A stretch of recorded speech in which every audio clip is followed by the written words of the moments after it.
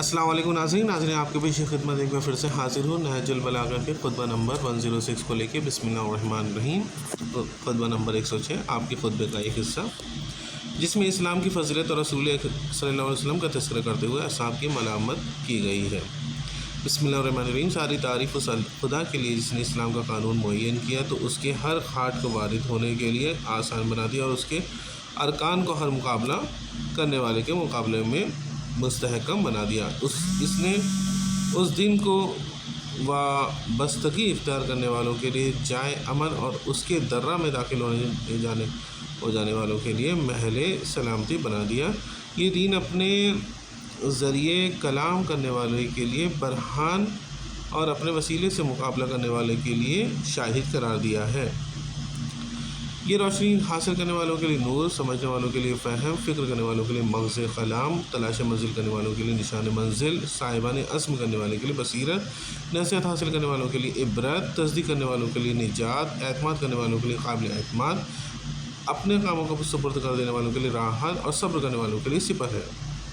یہ بہترین راستہ اور واضح ترین داخلے کی منزل ہے۔ اس کے مینار بلند، راستش روشن، چراغ زوبار، میدان عمل باوقار اور مقصد بلند ہے۔ اس کے میدان میں تیز رفتار گھوڑوں کا اجتماع ہے اور اس کی طرف سبقت اور اس کا انعام ہر ایک کو مطلوب ہے۔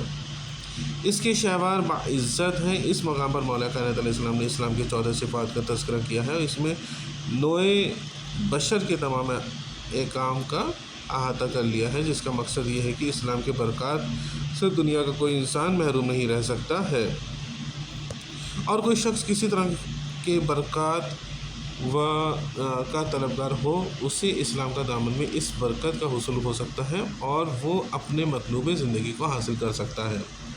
شرط صرف یہ ہے کہ اسلام خالص ہو اور اس کی تفسیر واقعی اندازہ سے کی جائے، ورنہ گندے گھاٹ سے پیاسا سیراب نہیں ہو سکتا اور کمزور ارکان کے سہارے پر کوئی شخص غلبہ نہیں حاصل کر سکتا ہے۔ اس کا راستہ تصدیق خدا اور رسول اکرم صلی اللہ علیہ وسلم ہے اور اس کا مینارہ نیکیاں ہیں۔ موت ایک مقصد ہے جس کے لیے دنیا گھوڑ دوڑ کا میدان ہے اور قیامت اس کے اجتماع کی منزل ہے اور پھر جنت اس مقابلے کا انعام ہے۔ اللہم صلی اللہ محمد وعلیہ ماشاء اللہ۔ رسول اکرم صلی اللہ علیہ وسلم کا یہاں تک کہ اپنے ہر روشنی کے طلبگار کے لیے آگ روشن کر دی اور ہر گم کردہ راہ ٹھہرے ہوئے مسافر کے لیے نشان منزل روشن کر دیے۔ پروردگار وہ تیرے معتبر امانتدار روز قیامت کے گواہ ہیں، تو نے انہیں نعمت بنا کر بھیجا اور رحمت بنا کر نازل کیا ہے۔ خدایا تو اپنے انصاف سے ان کا حصہ عطا فرما اور پھر اپنے فضل و کرم سے ان کے خیر کو دوگنا چگنا کر دے۔ خدایا ان کی عمارت کو تمام عمارتوں سے بلندتر بنا دے اور اپنی جگہ میں ان کی باعزت طور پر میزبانی فرما اور ان کی منزلت کو بلندی عطا فرما، انہیں وسیلہ اور رفعت و فضیلت کرامت فرما اور ہمیں ان کے گروہ میں محشور فرما جہاں نہ رسوا ہو اور نہ شرمندہ ہو، نہ حق سے منحرف ہو نہ عہد شکن ہو، نہ گمراہ ہو نہ گمراہ کن اور نہ کسی فتنے میں مبتلا ہو۔ سید رضی۔ یہ کلام اس سے پہلے بھی گزر چکا ہے لیکن ہم نے اختلاف روایت کی بنا پر دوبارہ نقل کر دیا ہے۔ اپنے اصحاب سے خطاب فرماتے ہوئے تم اللہ کی دی ہوئی کرامت سے اس منزل پر پہنچ گئے جہاں تمہاری کنیزوں کا بھی احترام ہونے لگا اور تمہارے ہمسائے سے بھی اچھا برتاؤ ہونے لگا۔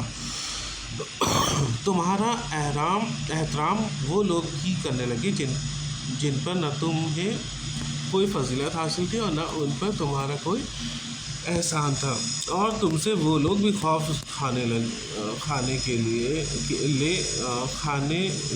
جن پر تم نے کوئی حملہ کیا تھا اور نہ تمہیں کوئی اقتدار حاصل تھا، مگر افسوس کہ تم عہد خدا کو ٹوٹتے ہوئے دیکھ رہے ہو۔ تمہیں غصہ بھی آتا ہے جبکہ تمہارے باپ دادا کے عہد کو توڑا جاتا ہے تو تمہیں غیرت آ جاتی ہے۔